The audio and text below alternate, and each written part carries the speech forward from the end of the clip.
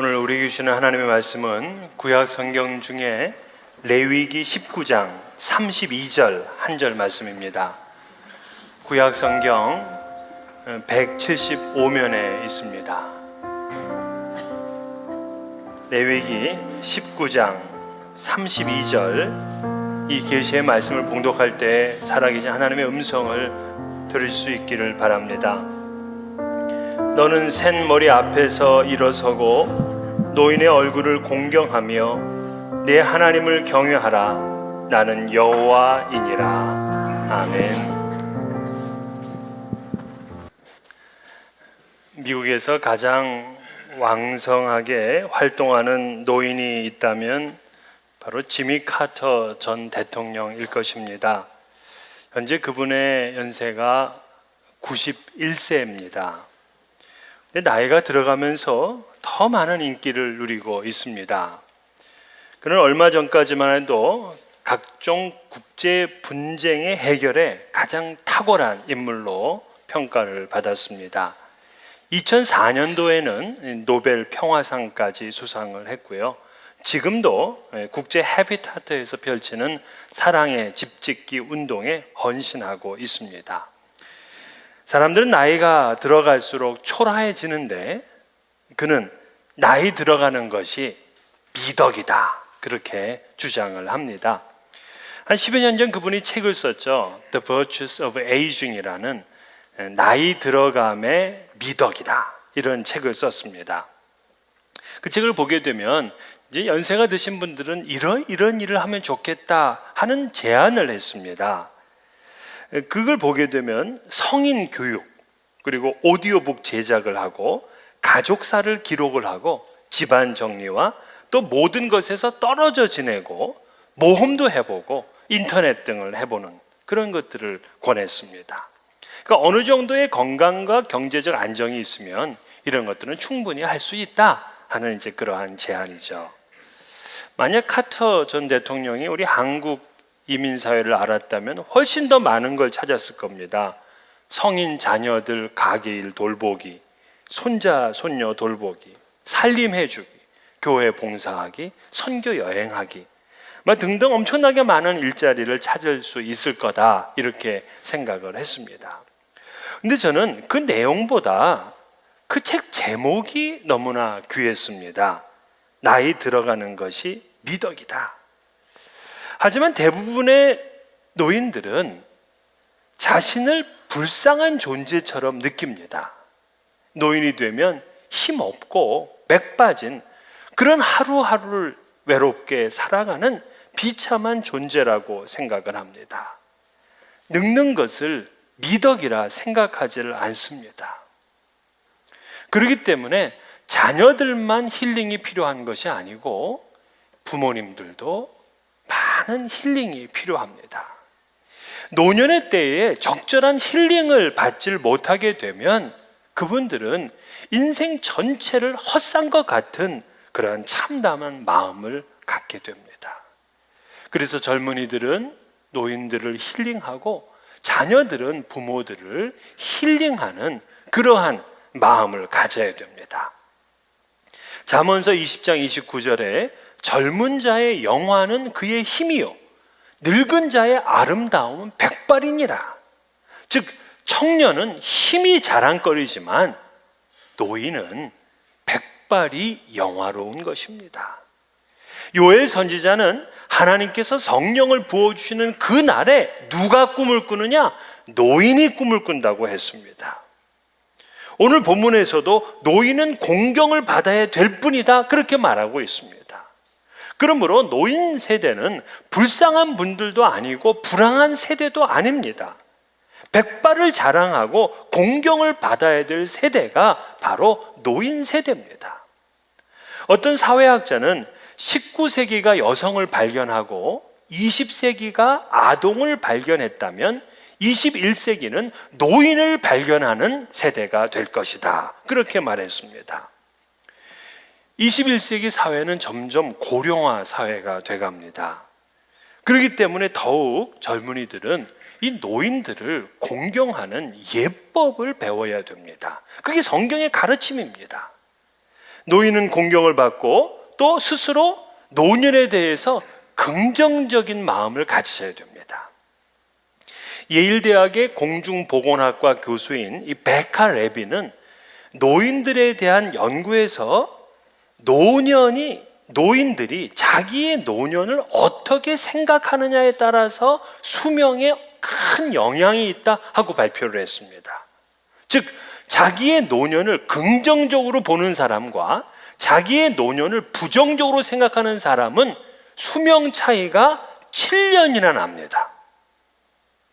그러니까 이 노년과 노화 과정을 어떻게 받아들이냐에 따라서 정신적, 육체적으로 훨씬 더 건강한 삶을 살고 또 그렇지 못한 삶을 산다, 그 얘기입니다. 예를 들어서 내가 나이가 들어가면 이제 더 지혜로워지는 거야, 이렇게 생각을 했다면 그분은 기억력이 훨씬 더 좋은 세상을 산다고 합니다. 그러나 나 이제 나이가 들어가면 치매에 걸리게 되고 이제 나는 이 노만 걸린 노인이 될 거야, 이런 생각을 하는 분들은 기억력이 현저히 떨어진다고 합니다. 그래서 이 하버드 교수인 탈 벤 샤르는 그의 책 완벽의 추구라는 책에서 이런 얘기를 했어요. 일반적으로 노년에 대해서 부정적인 관점을 취하는 미국의 노인은 아시아의 노인보다 기억력이 현저하게 떨어진다. 노화를 피하려는 문화에서는 많은 사람들이 시간과 에너지, 돈을 지나치게 투자하면서 극단적인 방법으로 자연의 순리를 거스르게 한다. 그 결과 그들은 노인이 되기 전부터 불행해진다, 이렇게 진단을 했습니다. 그러므로 이 성경은 늙음을 미덕으로 여기고 있어요. 근데 문제는 현실에서는 노인들이 그렇게 생각하지를 않습니다. 그러면 왜 자기의 이 노년은 불쌍한 것이고 불행한 것이라고 생각하느냐? 역시 그 하버드 탈 벤 샤르 교수는 이렇게 진단을 했습니다. 노화를 부정적으로 생각하는 이유 중 하나는 대체로 오늘날 젊은 세대가 더 이상 연장자들에게 조언을 구하지 않기 때문이다. 그로 인해 젊은이들과 때로 노인들 자신도 나이가 들면서 얻을 수 있는 그 지혜를 높이 평가하지 않는다. 그리고 또 한 가지 이러한 원인은 기술 발달에 있다. 오히려 젊은이들이 연장자를 가르쳐야 되는 상황이 되자 많은 젊은이들이 기술적 지식을 모든 지식으로 일반화해서 자신들이 모든 문제에 대한 해답을 갖고 있다고 생각하면서 노인들의 지혜나 경험의 가치를 존중해 주지 않는다. 그러면 지금의 노인들은 젊을 때 고생을 많이 했습니다. 근데 노년이 되었을 때도 역시 이렇게 불행한 삶을 산다면 그분들은 누가 힐링을 해줘야 되는 겁니까? 누가 행복하게 해드려야 되는 것입니까? 노인의 행불행은 자식들에게 달려 있습니다. 효도하는 자식을 둔 부모님은요, 그가 얼마나 많이 배웠는지, 얼마나 많이 가지고 있는지에 상관없이 행복합니다. 그러나 불효하는 자식을 둔 부모님은 그가 많은 것을 누리고 있어도 하루하루가 외롭습니다. 힘듭니다. 그래서 부모의 행불행은 자식의 효도에 달려 있다는 것을 분명히 아셔야 됩니다. 한 번은 인터넷에 아버지 그 말을 못했습니다 하는 글이 올라와 있습니다. 제가 그걸 좀 요약을 해서 읽어보겠습니다. 저는 1985년 3월에 27세라는 늦은 나이로 대학교에 들어갔습니다. 대학교에 입학한 다음 저는 바로 제가 다니고 있는 성당의 주일학교 교사로 일을 하게 되었습니다. 매주 아이들을 가르치고 좋은 사람들과 함께 할 수 있었기에 저는 아주 열심히 교사 일을 하였습니다. 그러던 어느 주일이었습니다. 미사와 주일학교 교리 수업이 끝난 다음에 교사들이 성당 마당에 모여서 여러 가지 이야기를 나누고 있었습니다. 저도 양복을 깨끗하게 입고 젊은 남녀 교사들과 즐겁게 이야기를 주고받았습니다. 그때였습니다. 아버지께서 아주 초라한 옷차림에 운동화를 신고 성당에 들어오셨습니다. 난 깜짝 놀랐습니다. 아버지가 날 보고 이름을 부르지나 않을까? 혹 웃으시면서 이쪽으로 다가오시지나 않을까? 제발 아버지께서 모른 척하고 성당으로 들어가시기를 바랬습니다. 그러다 아버지와 눈이 마주쳤고 저는 순간적으로 아버지께 등을 돌려댔습니다.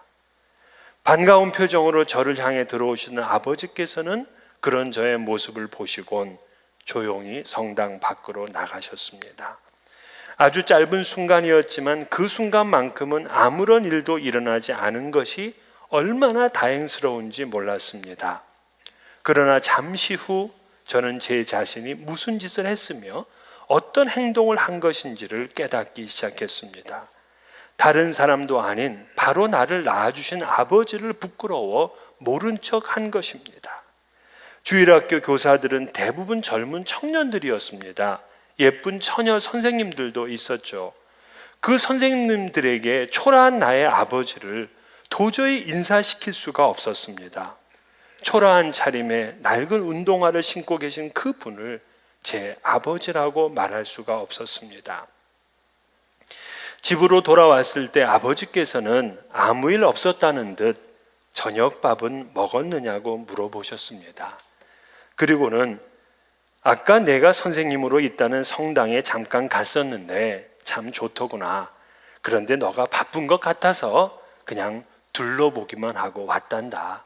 어서 밥 먹어라. 아버지는 그렇게 짧게 한마디를 하시고는 방으로 들어가셨습니다. 저는 아무 말 없이 2층 조그만 다락방으로 올라왔습니다. 그리고는 한동안 멍하니 자리에 앉아 있다가 울음을 터뜨렸습니다. 얼굴이 코와 눈물로 뒤범벅이 될 정도로 저는 엉엉 울었습니다. 그리고 아버지의 마음을 헤아려 보았습니다. 얼마나 가슴이 아프셨을까요? 지금까지 살아오시면서 단 한 번도 직장다운 직장을 가져보지 못하신 아버지였습니다. 늘 공사 현장이나 막 노동판에 계셨던 아버지는 어머니 속도 많이 썩이시고 자식들에게 용돈 한 번 제대로 쥐어주지 못했습니다. 어린 시절에 가장 부러워했던 건 친구들이 아버지 손을 잡고 서점에 간다거나 아버지와 함께 목욕탕에 가는 모습이었습니다. 저에게는 그러한 일이 단 한 번도 없었으니까요. 저는 어릴 때부터 그런 아버지가 많이 부끄러웠습니다. 그런데 이제 며칠 남지 않은 어버이날을 앞두고 누님이 해주셨던 말이 생각납니다. 이 세상에서 잘난 부모에게 못하는 자식은 없단다. 잘나지 못한 부모에게 효도하기는 그만큼 어려운 거야. 그런 부모에게 잘해드리는 것이 진짜 효도란다. 여러분은 이 글을 들으시면서 어떤 생각을 갖게 됐습니까? 부모님이 존경받을 만해서 부모를 공경하라는 것 아닙니다. 창세기 9장 이 노아를 보게 되면 이 노아의 홍수 이후에 이제 땅에 내려와서 포도 농사를 지었고 많은 포도를 수확했습니다.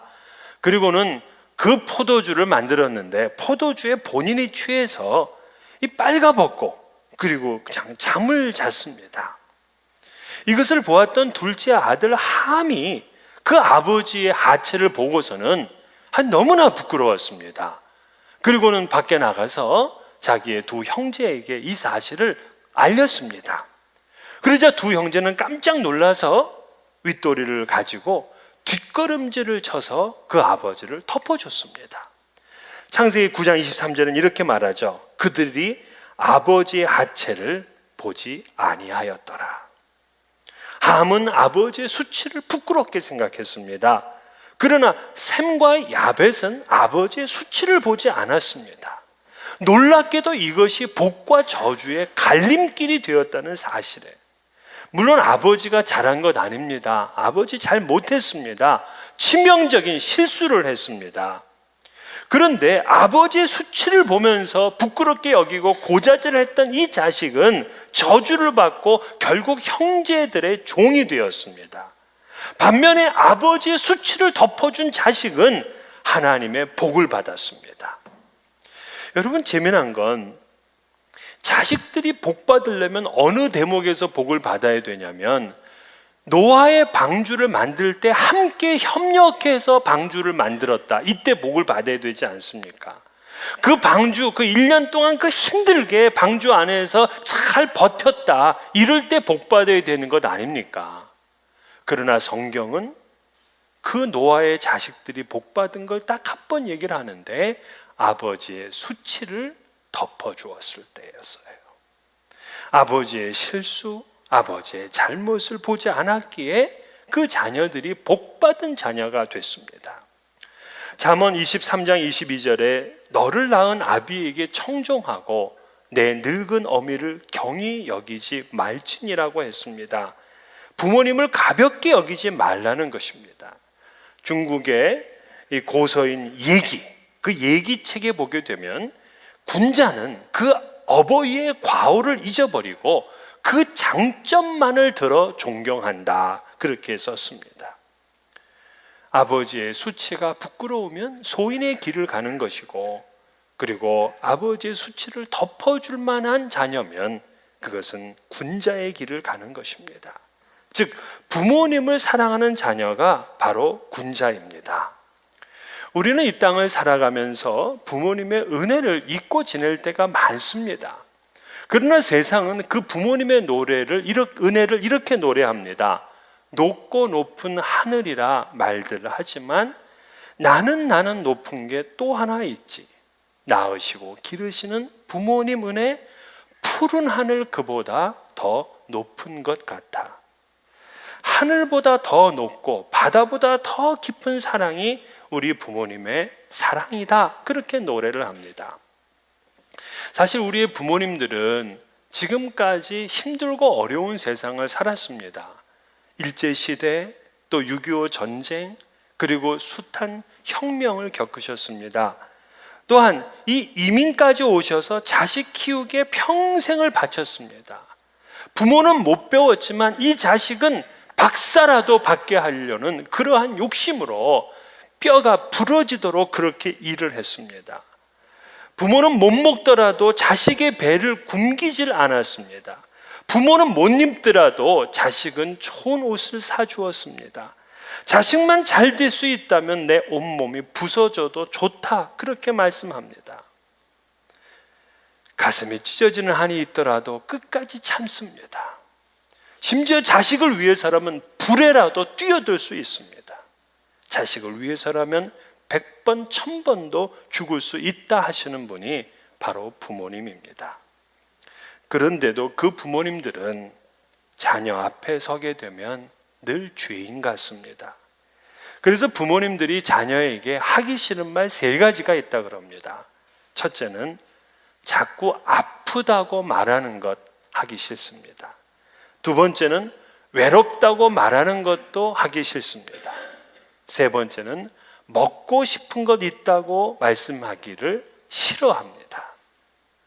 그러니까 거꾸로 생각하면 되죠. 우리 부모님은 모두 아프시고 모두 외로우시고 먹고 싶은 것은 천지입니다. 자녀들은 그렇게 이해를 하셔야 됩니다.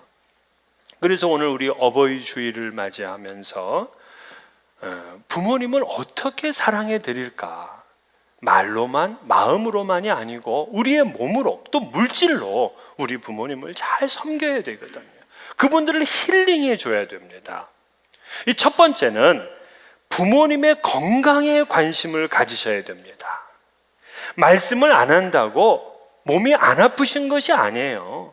부모님들은 자꾸 몸이 아파오는 시기입니다. 그래서 몸이 아프다고 하기 전에 자녀들은 부모의 건강에 관심을 가져야 됩니다. 연세가 드시면 모든 몸이 정상이 아닙니다. 여기저기 아프지만 다만 자식들에게 말하지 않을 뿐입니다. 왜 자녀들에게 아프다고 말하지 않느냐 하고 물으면 걔들도 바쁜데 당신에게까지 신경 쓰게 하고 싶지 않다는 것입니다. 그러면서 아픈 것을 그저 참죠. 결국 자식은 언제 부모가 아픈 줄 아냐면 부모가 쓰러져 보면 압니다. 그때 가서 왜 아픈 거 얘기 안 했느냐고 화내지 마세요. 원래 아픈 것입니다. 그래서 자식들은 부모님을 정기적으로 건강검진을 받을 수 있도록 그렇게 해드려야 됩니다. 부모님 건강을 자꾸 체크해드려야 됩니다. 자기 자식이 아프다고 하면 뭐 밤이고 새벽이고 낮이고 그냥 달려가잖아요. 학교에서 연락이 오면 일하다 말고 아이들 돌보러 갑니다. 그런데 우리 부모들에게는 그렇지 않습니다. 부모들은 우리 자식보다도 더 많은 아픔과 질병이 있다는 것을 아셔야 됩니다. 두 번째는 부모님을 외롭지 않게 해드려야 됩니다. 사실 이 노인들은요, 자식이 그날 말 한마디를 안 붙여주면 이분은 하루 종일 한마디도 못하고 지낼 때도 있을 겁니다. 손자, 손녀들도 너무 바쁘니까 할아버지, 할머니를 챙길 시간이 없어요. 그러면 노인들은 자꾸 소외감과 무력감에 빠져들게 됩니다. 노인 문제를 상담하는 그 카운셀러들은 노인들이 스스로가 적극적인 생활을 하도록 노력을 해야 된다 하고 말하지만 이 노인들은 스스로 그렇게 적극적으로 살기가 현실에서는 대단히 어렵습니다. 그래서 한국에서는 새로운 산업이 각광을 받는데 베이비시터가 아니라 실버시터라는 그러한 산업이 지금 등장을 했습니다.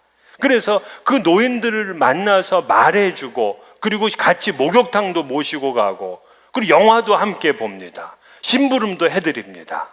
이런 일을 하는 이런 사업체가 몇십 몇백 군데예요. 대학생들이나 주부들이 아르바이트로 이 일을 한다고 하는데 꽤 괜찮다고 합니다. 그런데 더 놀라운 이야기는 이 노인들이 처음에는 아르바이트생이 와가지고 말동무를 해주는 거 그렇게 불쾌했더랍니다. 그러나 좀만 지나면 그들이 언제 오나 하고 그렇게 기다린다고 해요. 그래서 부모님들에게는 비록 멀리 떨어져 계시다고 하더라도 하루에 한 번씩은 안부를 물으세요. 물론 일하고 오면 자녀들도 힘듭니다. 피곤합니다. 그러나 내가 오늘 말해주지 않으면 우리 부모님들은 그만큼 외로운 거예요. 자주 대화를 할 수 있도록 그렇게 해줘야 됩니다. 가정의 대화 중에서 제일 좋은 거는 3대가 함께 예배를 드리는 겁니다. 가정 예배를 드리는 거죠. 그러면 어른들께 기도도 부탁드리기도 하고 성경을 읽게 하기도 하고 그리고 성경 읽은 말씀에 대해서 한마디 하시라고 그렇게 권할 수도 있습니다. 여러분, 좋은 가정은 뭐냐? 좋은 가정은 부부만 행복하게 사는 거 아니에요. 자식만 잘 되는 가정을 만드는 거 아니에요. 그 부모님을 외롭지 않게 해드리는 것이 바로 좋은 가정입니다. 그리고 마지막에는 부모님을 물질로 대접해드려야 됩니다. 저는 어릴 때 이 어두육미라는 말을 많이 듣고 자랐습니다. 우리 어머님께서 생선을 구우시면 항상 나는 이 머리가 맛있더라 그러면서 머리 부분만 드시고 저에게는 그 살이 많은 몸통과 그리고 바삭바삭한 꼬리는 항상 제목이에요. 그러면서 늘 하시는 말씀이 어두육미야. 저도 그런 줄 알았습니다. 그런데 지금도 몸통이 더 좋아. 부모님들은 먹는 것 하나까지도 자식들에게 다 양보합니다. 우리 엄마는 밥에 물 말아서 김치하고 드시는 걸 제일 좋아해. 이런 소리 하지 마세요. 부모님들도 맛있는 거 좋아합니다. 제가 볼티모어에서 그 목회를 할 때 노인들을 한번 한국 음식점에 이제 초대를 했습니다. 목사가 초대하니까 평상시에 교회 안 나왔던 분도 이제 다 나오신 거예요. 그래서 꽤 많이 이제 모이셨습니다. 그래서 제가 이렇게 오셨으니까 제가 어르신들께 갈비를 대접해 드리겠습니다. 그렇게 얘기를 했더니 이구동성으로 하시는 말씀이 뭐라냐면, 무슨 갈비냐고, 집에서도 뭐 먹는데 무슨 갈비냐고, 그리고 또 이가 안 좋아서 잘 씹지도 못하니까 된장찌개 시키라 그래요. 또 그 말 듣고 또 알겠습니다. 그렇게 없잖아요. 그래서 그냥 갈비를 시켰어요. 젊은 사람도 그렇게 못 먹어. 얼마나 잘 드시는지. 제가 여러 번 또 추가로 시켰는데도 한 분도 그만두라는 분이 없어. 그러면서 야, 목사님이 사줘서 그런지 갈비가 이렇게 맛있냐고. 제가 그리고 나서부터 몇 개월간 힘들었습니다. 그 이후부터 제가 어르신들께 갈비 사드리는 말 안 하는 이유가 바로 그런 이유예요. 누가 사드려야 되느냐? 자식들이 사줘야 됩니다. 자식들이 사드리세요. 이제 우리 자식들의 차례라고요. 어린 왕자를 쓴 그 생텍쥐페리는, 부모는 우리의 어린 시절을 아름답게 꾸며주셨으니 우리는 부모님의 노년 시절을 아름답게 꾸며드려야 한다고 했습니다. 부모님들이 자녀에게 바라는 것이 1위, 2위가 있는데, 첫째가 용돈이고 둘째가 옷이에요.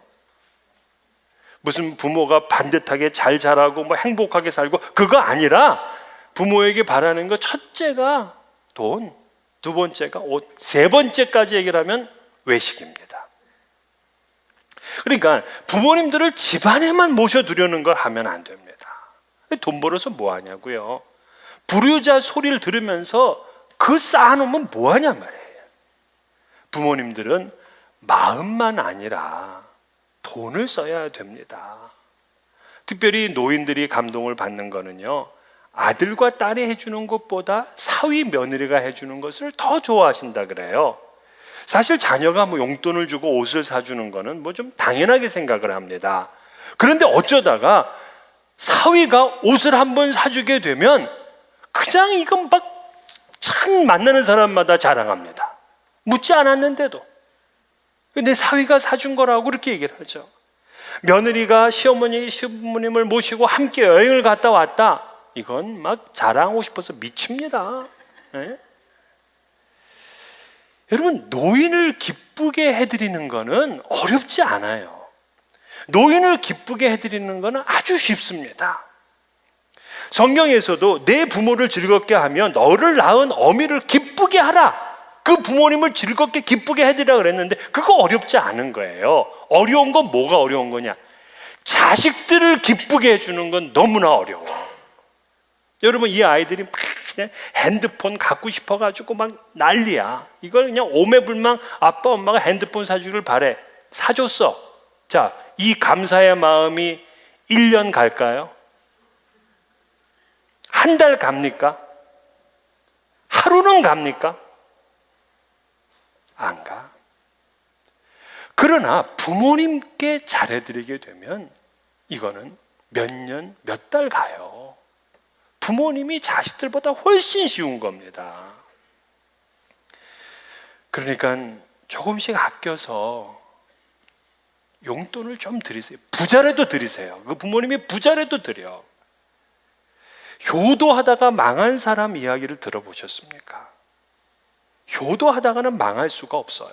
그게 성경의 약속입니다.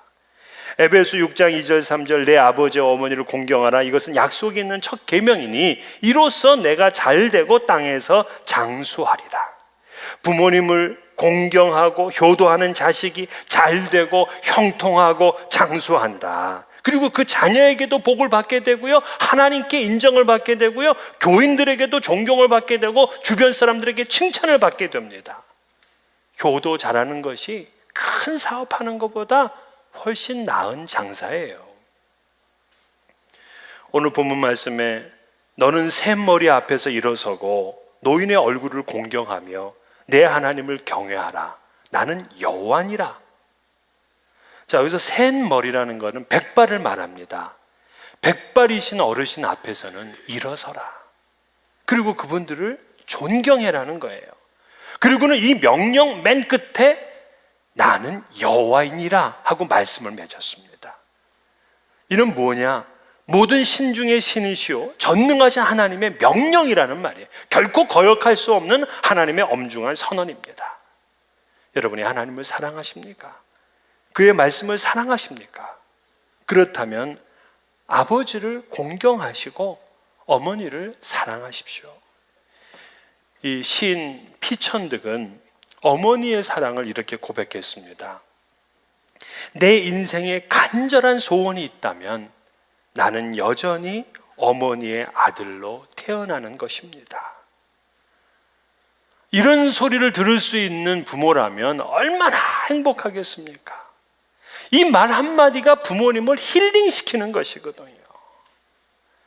여러분들도 부모님을 향해서 이렇게 고백할 수 있으면 좋겠습니다. 나는 다시 태어나도 아버지, 어머니의 자녀이고 싶습니다.